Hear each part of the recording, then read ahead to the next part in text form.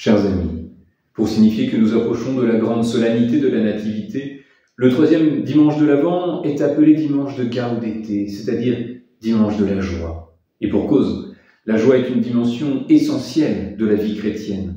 La joie est d'abord issue de la foi. Elle est issue de ce lien intime et profond, ce lien unique qui nous unit à Dieu, qui nous rappelle que nous sommes des êtres créés gratuitement et par amour.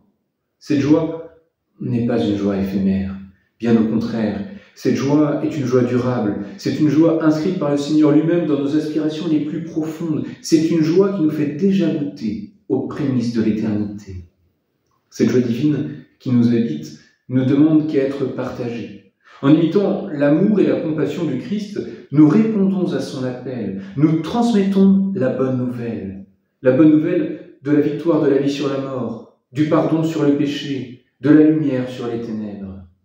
Alors en ce temps de l'Avent, comment ne pas être dans la joie quand nous savons que Dieu lui-même se fait homme pour partager à l'exception du péché la condition de notre humanité? En ce temps de l'Avent, comment ne pas être dans la joie quand nous savons que l'enfant qui va naître dans une mangeoire, dans une simple mangeoire, va offrir sa vie par amour pour chacun d'entre nous et même qu'il continue à se donner chaque jour, et ce jusqu'à la fin du monde, à chacun d'entre nous dans la Sainte Eucharistie.